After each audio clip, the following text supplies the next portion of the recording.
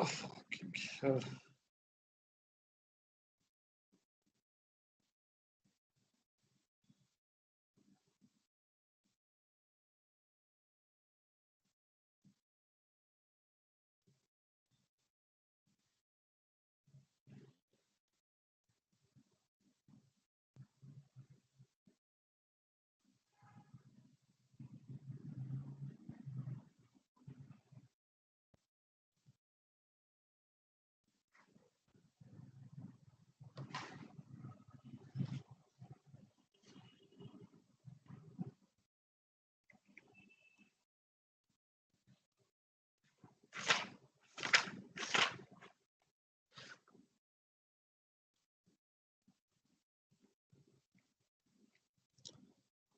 Sorry for the delay. So let's start now. So actually, right, towards the end of last class, I didn't have enough time. So, but I hope you have been able to read the notes. The argument is a bit subtle. I mean, it's not difficult, but it's a bit subtle. So please go through the notes carefully. If you have any questions, you can ask the TA in the Friday session, or you can ask me before I start the class on the coming Monday. So Will there be a quiz since you haven't sent the homework yet? Oh, right. Yeah. There will be a quiz, but it will be on the. Okay, let me think about it. Maybe because of the exam week, I also forgot. So Okay. maybe this time there won't be a quiz, or let me think and get back to you. Okay.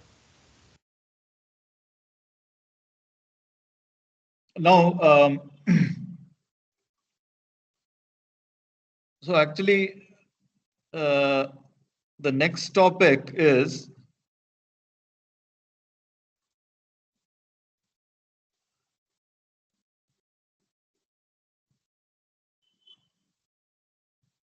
change of variables in multiple integrals. Integrals of functions of several variables. Okay, so here what is the, so let me motivate this a bit. See, so far what we have done is we started by defining the integral of a function on a k cell. Then we briefly discussed how to integrate functions with compact support on Rn. And then we also talked, in the last class, we talked about how to integrate functions on a k simplex. Now, this k simplex stuff is not going to make an appearance for the next couple of classes. It will come when we talk about Stokes' theorem, which is the final result in this course. So technically, I could have postponed the discussion, but anyway, I've already done it. Right now, what we need is, we'll just work with continuous functions with compact support on Rn. And for such functions, I want to see what the classical change of, see, one of the most useful things in useful techniques for computing one variable integrals is the change of variable formula. Then there's also integration by parts. But the change of variable formula already becomes somewhat non-trivial in this context. So, and here it's not just a question of use. I mean, it's not just a computational tool for computing integrals. This change of variable formula in multivariable case has a deeper meaning. It'll lead to something, that we'll see next. It'll lead to something called differential forms, which will integrate, not functions. So when you study one variable calculus, it's sort of all jumbled up. You have change of variables, then you have integration by parts. It just becomes one more trick to compute an integral. Here, it's not like that. It has a deeper meaning here. But let's see what actually it has to, what is the correct formulation of it. So let's.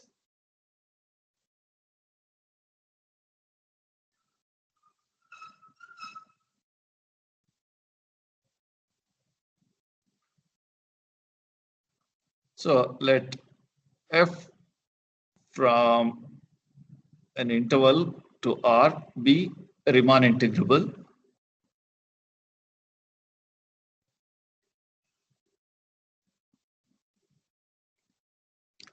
Now I am interested in this.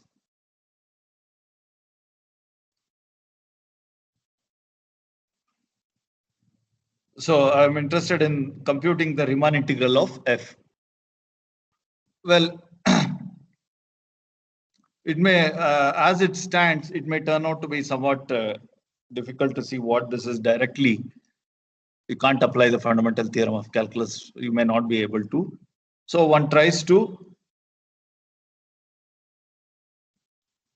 put x equal to phi of u. So I'm just here, I'm just outlining the very simple-minded version without any rigor. So one just puts x equal to phi of u, and then this becomes, now instead of x, rather instead of a, I'd like to put a different limit of a and b. I want to put different limits of the integral. How do we figure out what these are? So one knows that x equal to phi inverse, u equals phi inverse x. Already this assumes that phi is 1-to-1. Then this becomes phi inverse a, phi inverse b, and then f of phi of u. Instead of dx, one gets phi prime,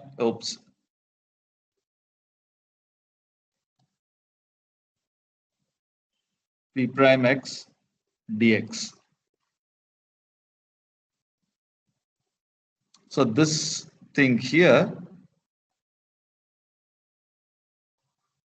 is the classical change of variable formula. Now notice that, of course, if you go through the proof of this, the hypothesis on phi will become immediately clear. So, but even if you just writing this down, this equation down, it becomes clear what do we need to assume about phi. Well, first of all, phi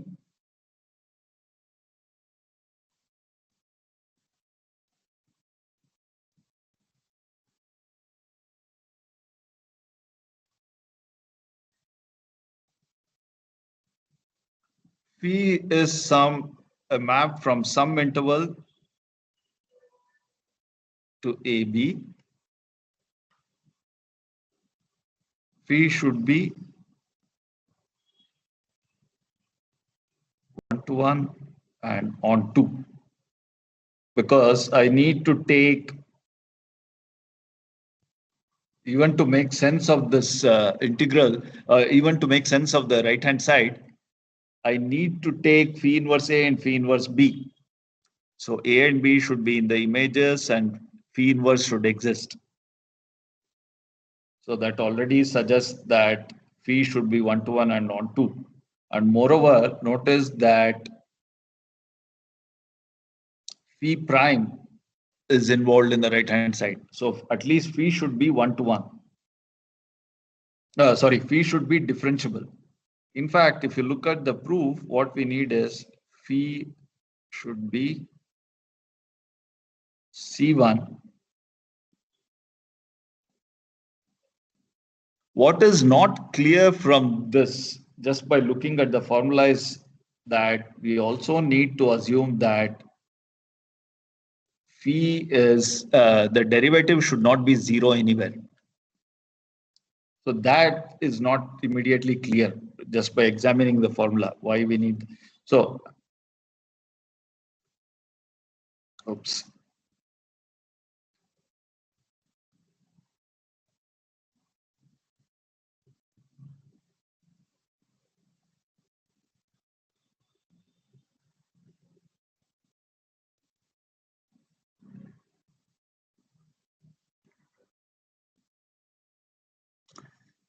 So in fact, these three things are precisely the hypothesis that one needs to prove. I mean, this I just wrote down by the first two I wrote down just by looking at the formula that I would need this. The third one is not apparent from the formula, but it's actually needed. And these three things are precisely the hypothesis which will make the one variable change of substitution rule or change of variable formula work. So now I should make a comment here. So the comment is about phi prime not being 0.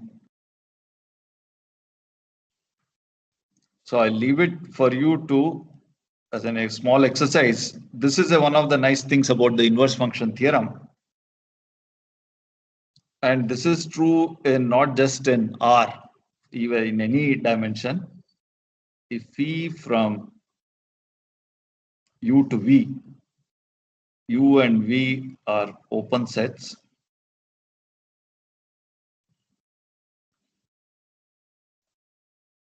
is C1 1-to-1 on 2,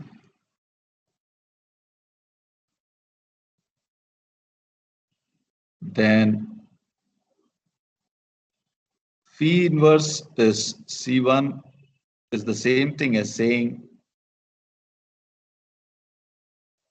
phi prime x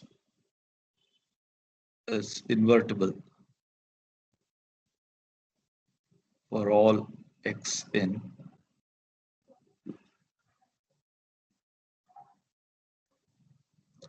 So in other words, to say that when you have a C1 function, which is 1-to-1 and onto, to say that its derivative, in the one variable case anyway, invertibility just amounts to saying that the derivative is non-zero. So, but in general, to say that the derivative is invertible is the same thing as saying phi inverse is C1. One way is clear. If phi inverse is C1, then derivative is invertible. Phi inverse C1 implies phi prime x invertible. How does one see this? Anyone?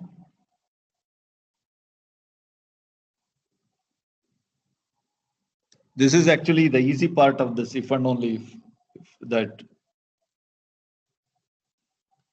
phi inverse C1, then phi prime x is an invertible linear transformation. Why is that?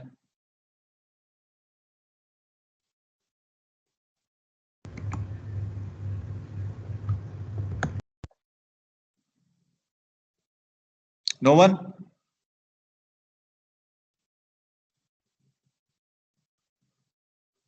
Okay, just think of the one variable case. If higher dimension is difficult, just go back to one variable. If I tell you that I have a function from an open interval in R into R, which is 1-to-1 and onto some other open interval. Yeah, if phi inverse x is 0 anyway, then there'll be a local minima or maxima, maybe. Of course not. I mean, that's definitely not true, right? It can be a saddle point, first of all. Right.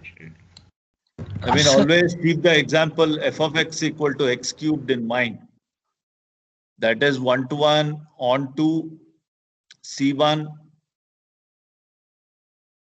but the derivative is not invertible, of course. So that's what, as I said, but as I said, So, as I said, yeah, tell me. I'm not entirely sure if this is the correct line of thought, but I was thinking if phi inverse is C1, then we can compose decompose these two functions and get x again and know that x is a derivative. We can differentiate that and use chain rule. That is the point. Yeah, that's all. See, you have the chain rule.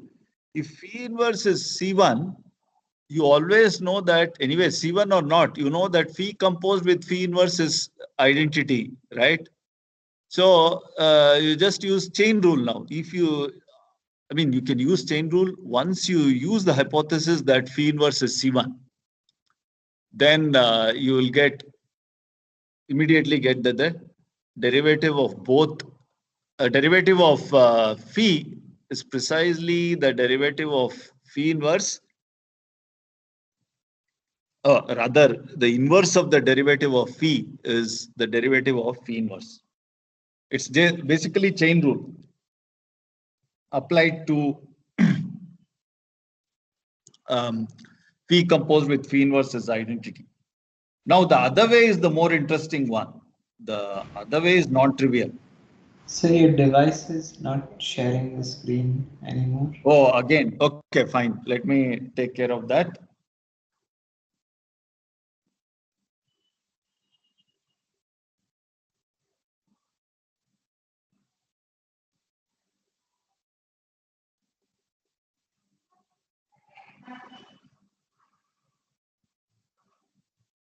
Yeah.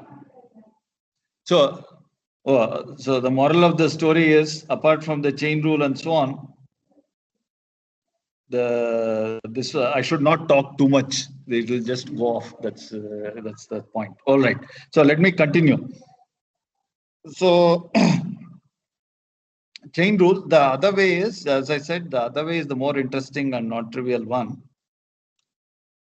Phi prime invertible implies phi inverse C1 inverse function theorem.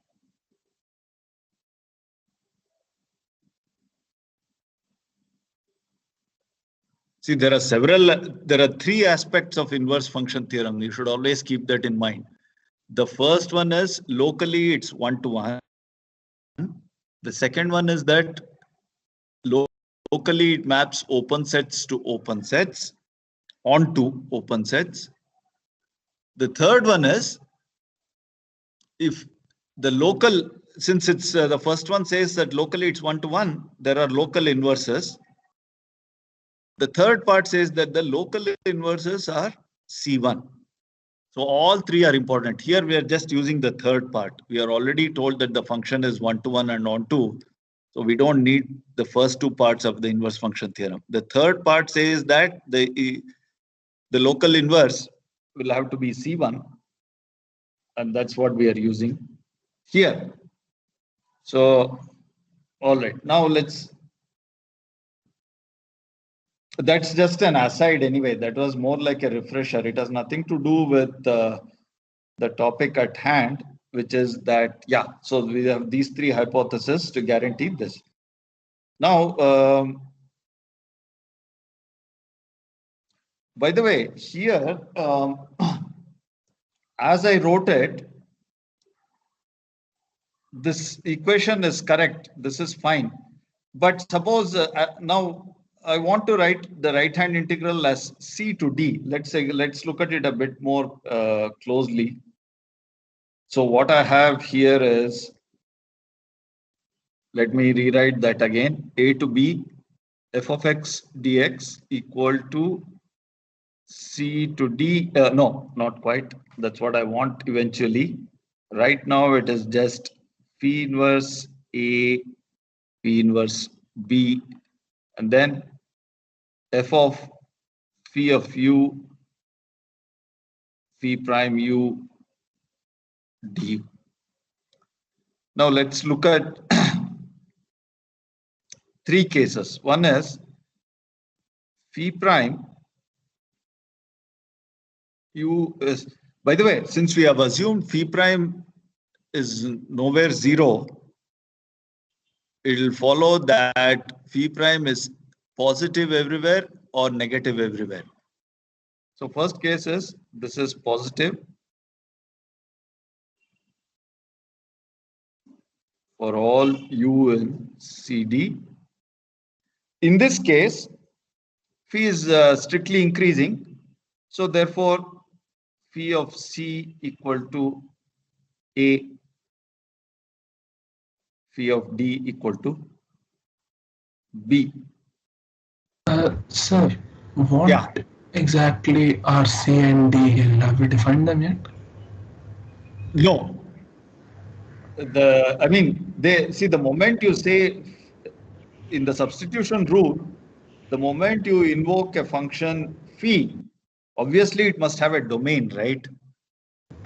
Yes. So normally in the calculus that we learn, which is a computational kind of thing, one doesn't even specify the domain. One just does this phi inverse A, phi inverse B thing, right? But strictly speaking, phi has a domain and a range. So the domain of phi is what I call this interval CD. So the moment you talk about phi, this CD is specified. Okay, sir, got it. Yeah.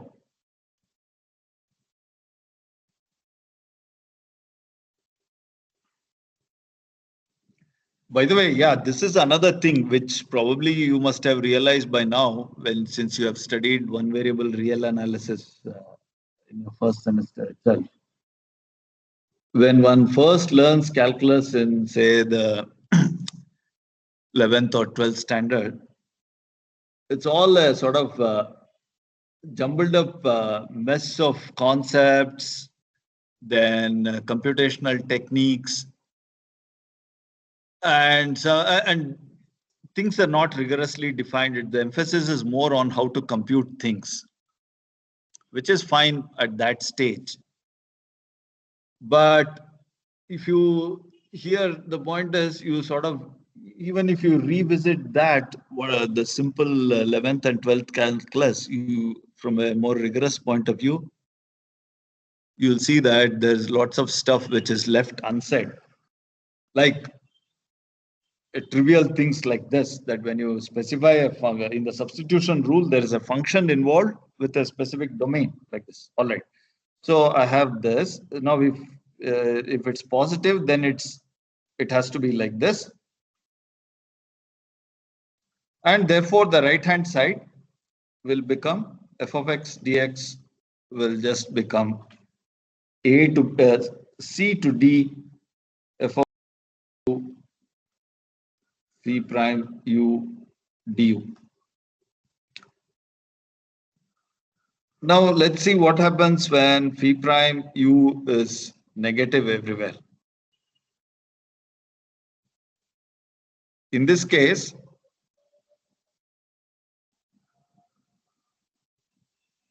phi inverse of A will be D phi inverse of, it will be strictly decreasing. So B equal to A equal to, right, this is equal to C. Yeah. Now, so this will be D to C. And the integrand is the same, f of phi of u, phi prime u, d, which I can write as minus c to d f of phi of u, phi prime u, du. And I can absorb the negative sign. Phi prime u is already assumed to be negative here. So this will make it positive. So I can write it as absolute value of phi prime u du. This is also, of course, if phi prime u is positive also, I can write the substitution rule with an absolute value sign. But there, and since phi prime is positive anyway, the point is, in both cases, I have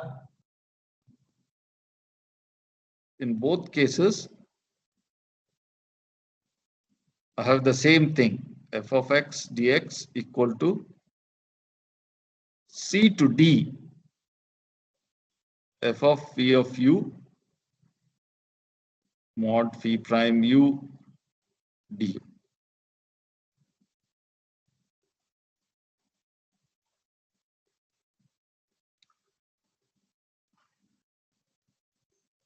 Again, this is just a trivial observation, but usually in when we see substitution rule, this modulus does not make an appearance. But this is a nice way of writing it, and not just a nice way of writing it. This is going to play an important. This absolute value sign is going to play an important role in the multivariable setting. So now let me state the theorem we want to prove. By the way, this is also a non-trivial theorem. In the beginning of the course, I said there are two non-trivial theorems, the inverse function theorem, and finally,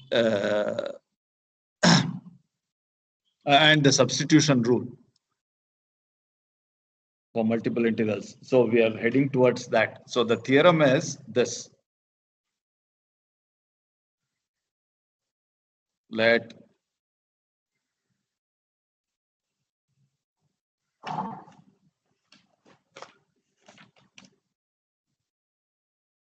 I'll use Rudin's notation for open sets instead of calling it U. I'll use U for something else. Let E contained in RK be open and T from E to RK be C1 1-to-1 and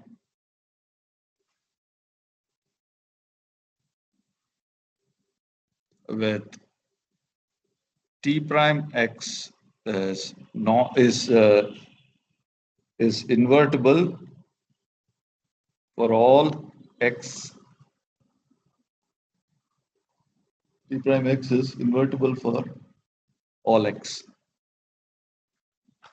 in E.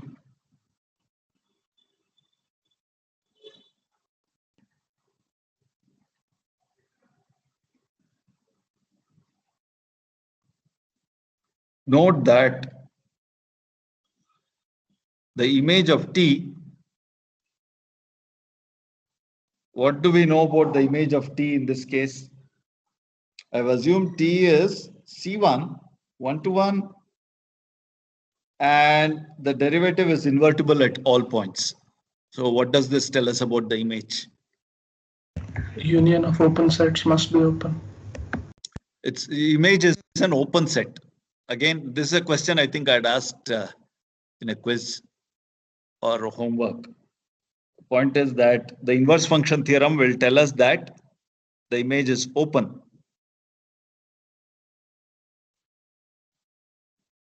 Note that T of E is open.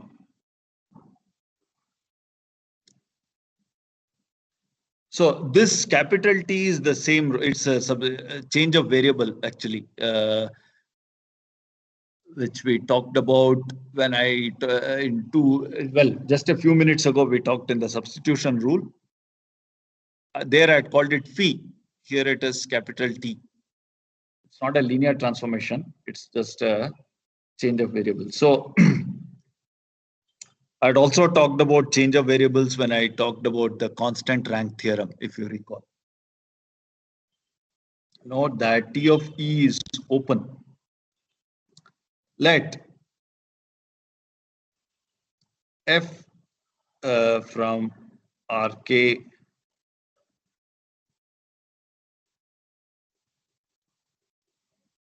to R be a continuous function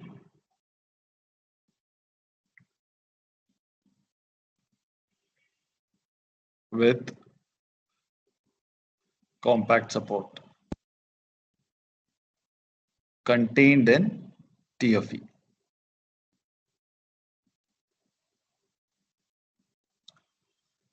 So this is your T of E. This is the original open set E. And F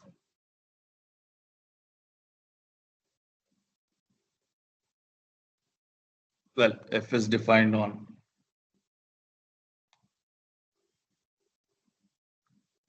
F is a function, continuous function on whole of Rk, but its support lies inside T of E. This shaded thing is support of F. This is the picture. Now we know how to integrate functions with compact support on Rn. So let's integrate F. Then integral f of y dy on Rk is equal to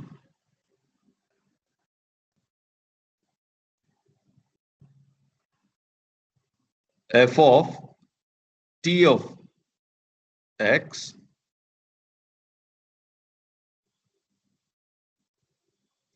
Now, here is the point. So in the one variable case, I just got phi prime u. What should be the corresponding thing here?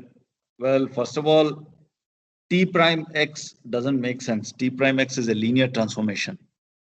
What I need is a real number, not a linear transformation. So it turns out that the right thing here is modulus of determinant of t prime x dx.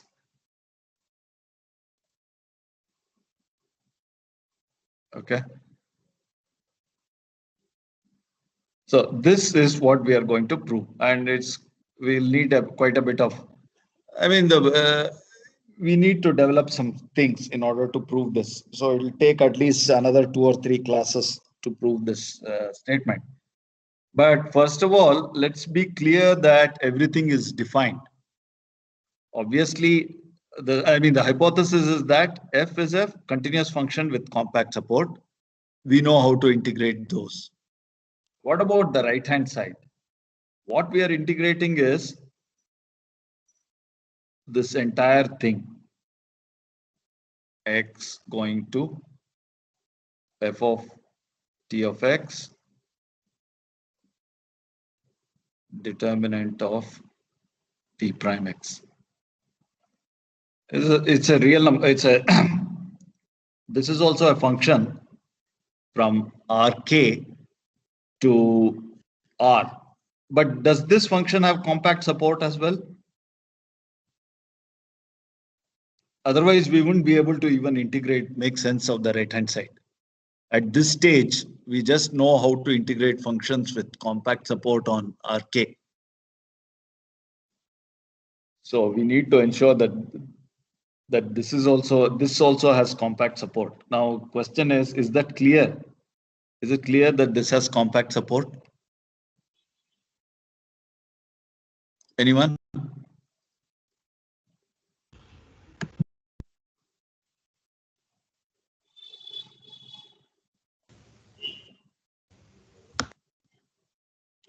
This requires a bit of thought. It's not that difficult, but here's the point. Note that this has compact support.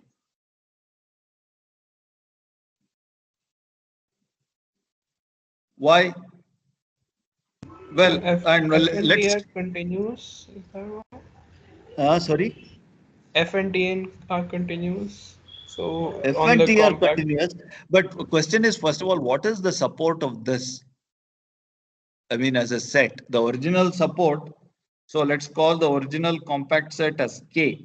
This is the support of F.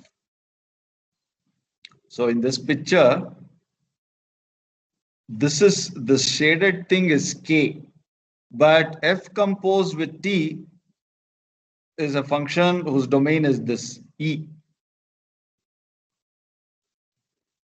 Okay. So F composed with T has this as the domain. Now, what is the support of this F composed with T? So it'll have to be some set here. What is that set? We can guess what that set is.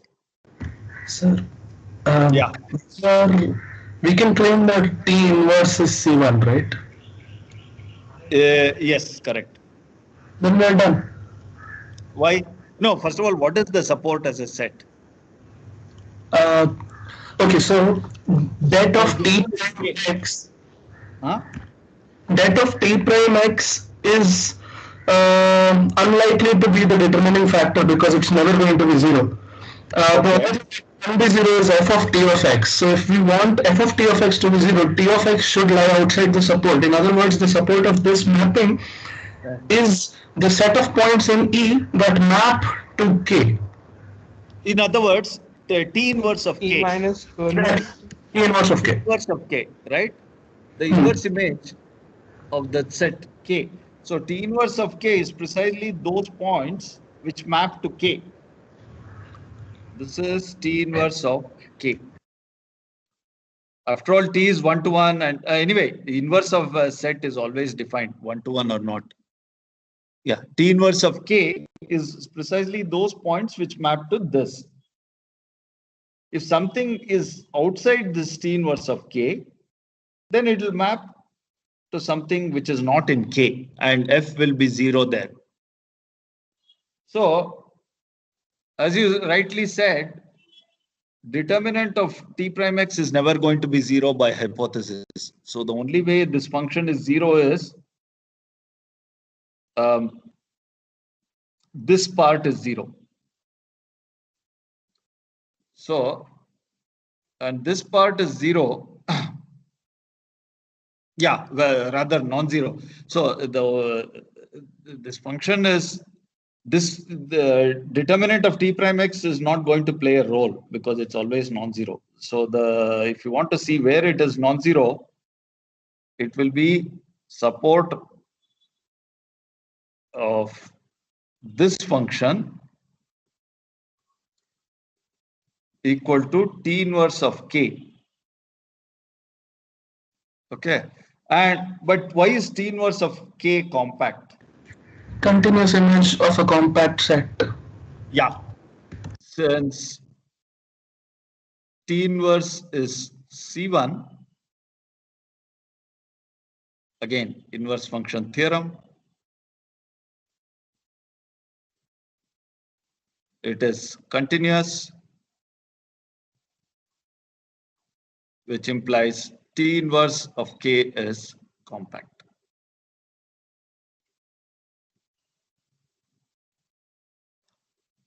Okay. So that's it. So this function also has compact support, but now inside it's defined on E.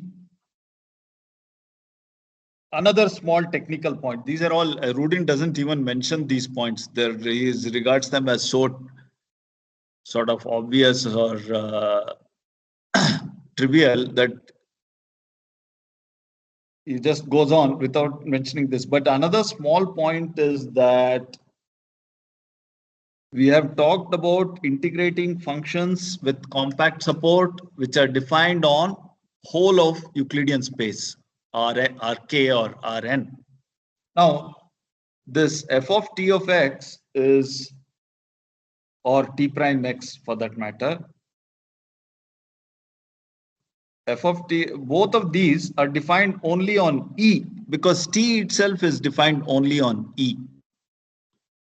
So how do we, so we don't have a function on all of the Euclidean space here. This new function that we are integrating, this thing is makes sense only for x lying inside this E. It's not a big deal, but we want to be, I mean, just stick to what we know. So how do we make sense of this? Can we extend this to a function, continuous function on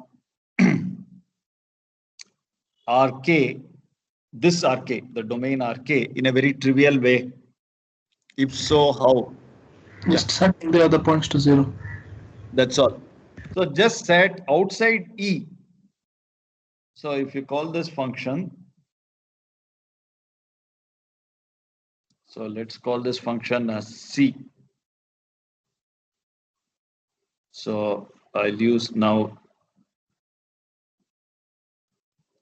C of x equal to this.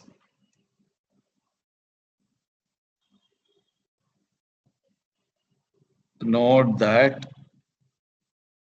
C is defined on E. We can extend it to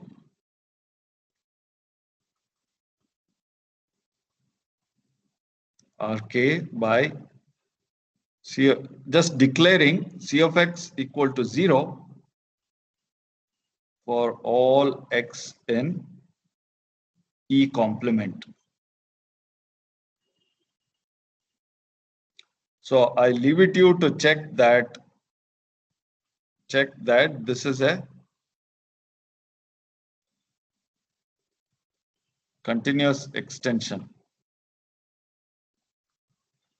By the way, you have to be very careful about these things, this whenever you're extending stuff. Here, for example, see this definition of C has two factors. One is f of t of x and the other one is modulus of the determinant. Now, this modulus of the determinant of t prime x is also defined only on E. But this by itself, we may not be able to extend it to 0 because near the boundary of U, it may not be 0. However, it's the product of this and this. This thing sort of saves us the first factor. F of t of x will be 0 outside T inverse k. So therefore, the product is also 0. So if you try to argue that each one extends, no, that's not true at all. The product will extend, and of course, f of t of x by itself will also extend. So we are in the product extends, so we are in good shape. So we have checked everything very carefully. So at least, I mean, we know that all the expressions make sense. The point is to use whatever we have defined and only that, nothing more, because we have to be very careful in integration. And besides, unlike the one variable case, we still don't have a concept of Riemann integrable in this multivariable setting, because Rudin's approach is different from the other texts. We are stuck to just integrating continuous functions either on K cells or K simplices or continuous functions on RK with compact support, but at any rate, only continuous functions. This is a big drawback, actually. This is one of the, it's not a good thing to be able to integrate. I mean, we can't, as of now, we can't even integrate if you have a notion of piecewise continuous in multivariables, which we have not talked about, but if we have that, we can't even integrate such things. So whenever we are going to talk about a function, an integral of a function, we have to be very careful that it fits into one of these things, scenarios that we have already discussed.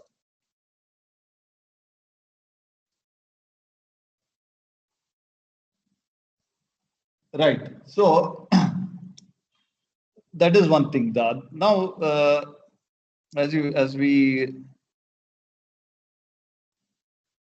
this term that we are going to integrate involves the determinant of t prime x. Now, I'm not going to assume that you know stuff about determinants of n cross n matrices, though you would have, in all likelihood, you might have seen this in some other course. Let me spend some time. I'll just start on it this time. I don't know how much I'll be able to cover. We don't need too much anyway.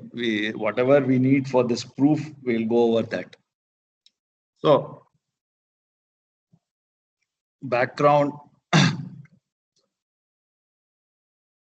about determinants.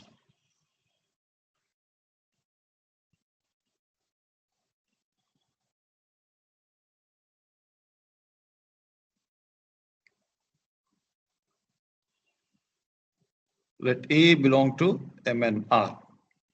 So if you recall, this is the set. It's a vector space actually. It's a set of n cross n matrices.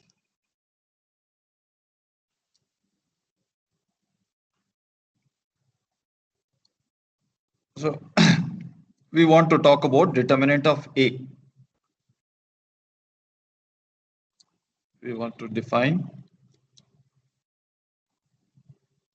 det A.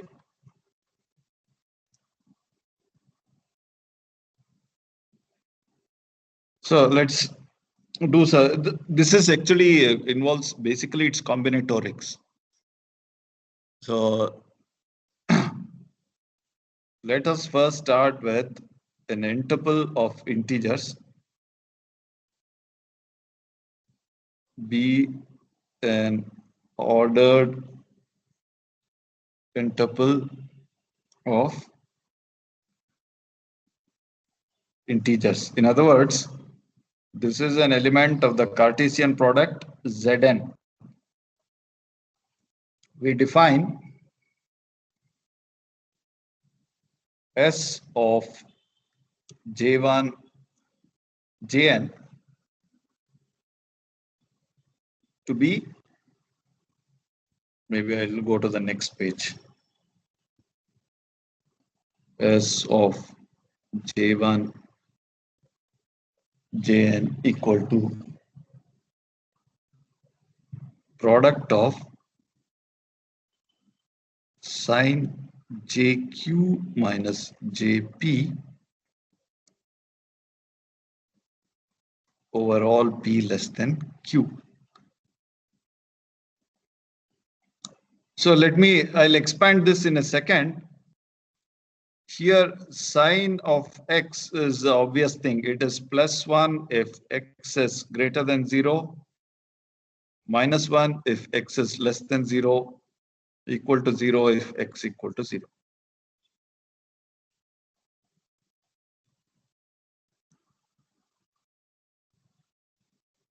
Now, what is this? Yeah, if I spell out this product, this, by the way, just like you have the sigma sign for summation, this capital pi, actually the Greek pronunciation is P, capital P symbol stands for product of multiple terms. So what is this here? Well, it is just, for example, it will J1 minus Jn minus 1, Jn minus J1 into, next will be Jn minus 1 minus Jn minus 2, Jn minus 1 minus J1, and so on. Finally, you're left with J2 minus J1. And if you count how many, the number of terms in this product, it will be, the first thing will be n and n into n minus 1, etc. So there will be exactly n factorial terms in this product.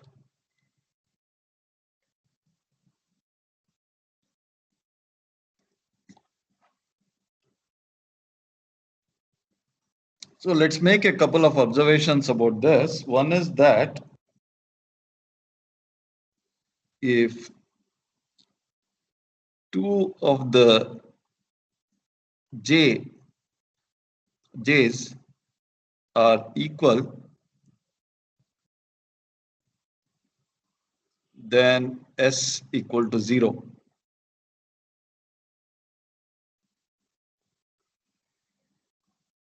That's obvious. If any two of them are the same, J1, say for example, if J1 equal to J3, then in the second from bottom line, you will get a 0. So whole product will be 0.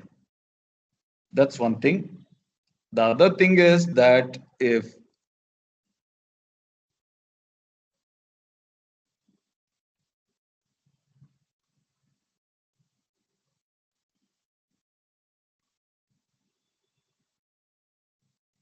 we interchange two of the j, then the sign of S gets reversed.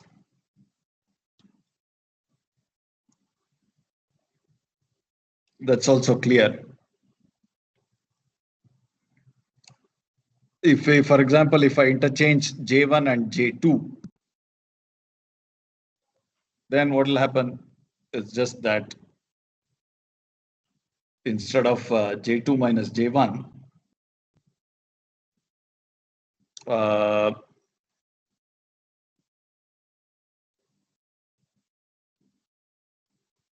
yeah, right.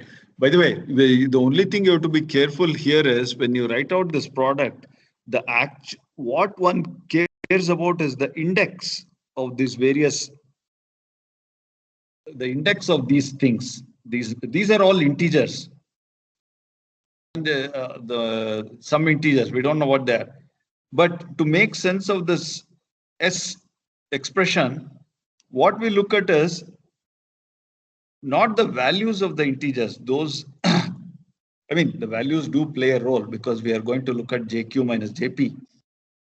But everything is based on, the definition itself is based on these indices of these terms. So, for instance, if we interchange two of the j, then the sign gets reversed. So what do I mean by this? So here I have S J1, Jn. Now, if I interchange, I'll have S J2, J1, etc. But if I want to write out what this thing is, the new thing, J2, J1, I better write it as some other K1. So K1 equal to J2, K2 equal to J1, K3 equal to, the rest are all same, Kn equal to Jn. Because the whole definition of this S is based on writing things in this fashion. The first term has index 1, etc.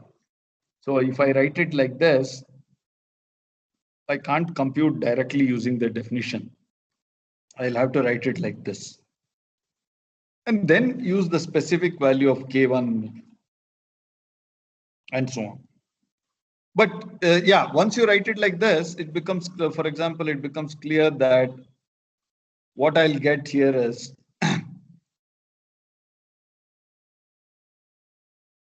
Kn minus 1, etc.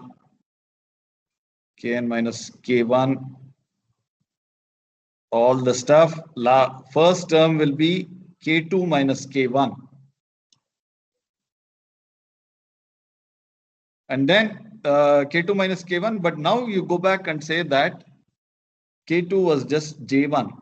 So you will get J1 minus J2. While if you go here, you will get J2 minus J1.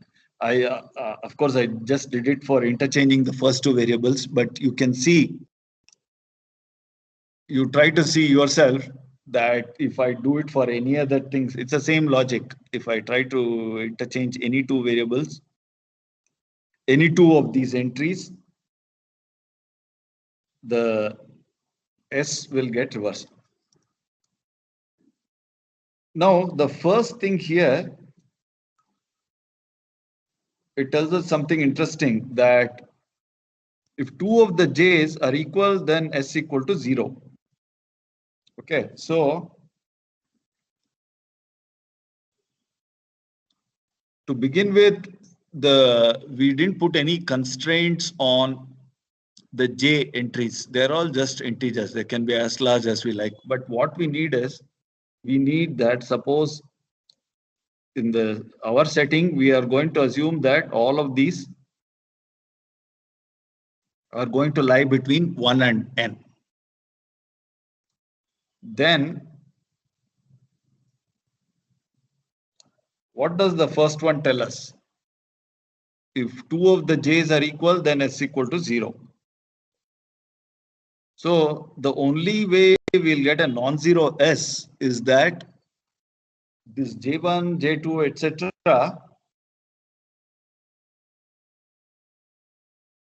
we already constrained them to lie between 1 and n. And they're all distinct. So what does that tell us? Then 1 implies j1, j2, jn.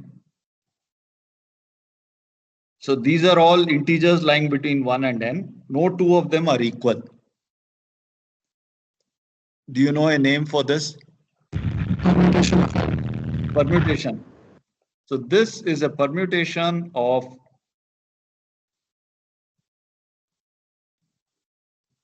the set 1 to n. So you can say 1 goes to j1, 2 goes to j2, n goes to jn.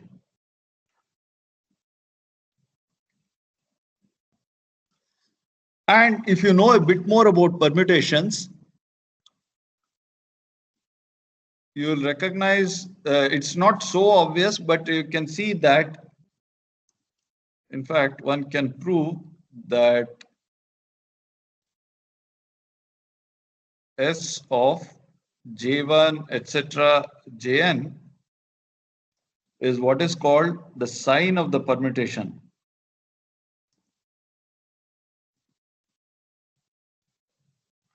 Which is given by this. 1 goes to J1 and so on. Have you seen the sign of permutations? Yes, sir. We've seen that in the algebra course. Oh, I see. Oh, very good. Okay, so you know that every permutation can be written as a product of transpositions, and you just count how many transpositions there are. If it's even, you call, and so on, right? Yeah. Yeah. So Rudin wanted to avoid going into that whole permutation and transposition route. So he conveniently found a formula which doesn't make any mention of permutations at all. So you can, namely this formula. So you can regard it as another useful way of computing the sign of a permutation without breaking it up into transpositions. This is exactly how we did it in the algebra course. Oh, you already did this, huh? Yes. Oh, okay, good. Anyway, so that's just an aside that this is this S term here is just the sign of the permutation. So this is a good place to stop. Next time, actually, no, this is not a good place to stop. Let me define the determinant and stop. Determinant of A is summation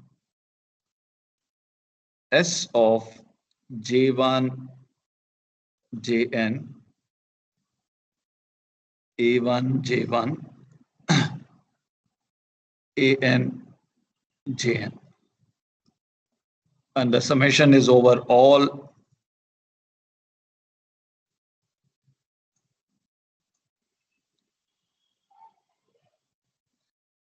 these indices varying. First of all, these values J1, J2 have to lie between this and this and 1 to k. So in other words, and this is a more convoluted way of saying, anyway, we know that S will be 0 if unless it's a permutation. It's another way of saying that the summation is over all J1, J2, Jn, which are permutations of 1 to n. You calculate S's. And of course, here, as usual, A equal to Aij. This is what one has. So the more familiar way of putting it is, instead of this S thing, you just put sign of the permutation, and then another way, alternate way is sign of a permutation sigma A1 sigma 1 AN sigma N. Sigma is in the symmetric group Sn. If you have seen this, well and good. Otherwise, it doesn't matter. Anyway, we are developing this sort of in a self-contained way. So this is, we'll stop here. Then I'll prove the determinant is multiplicative with respect to products of matrices. That's all that we'll need essentially. All right, so we'll stop here. I'll let you know about the quiz. I'll put a posting. If in any case, either the quiz will be either about some stuff that I've already done. I won't be asking any new homework questions. For the quiz, I'll assign a separate homework, but for the quiz, it will be one of those, probably I'll choose I've asked you to check various things, right? So I might choose one of those and ask you for this Friday. I'll let you know today itself. Okay, so shall we? Oh, I forgot to post the solutions to the exam. I'll do that also. So shall we stop here? Okay. Yeah, okay then. Bye. Thank you.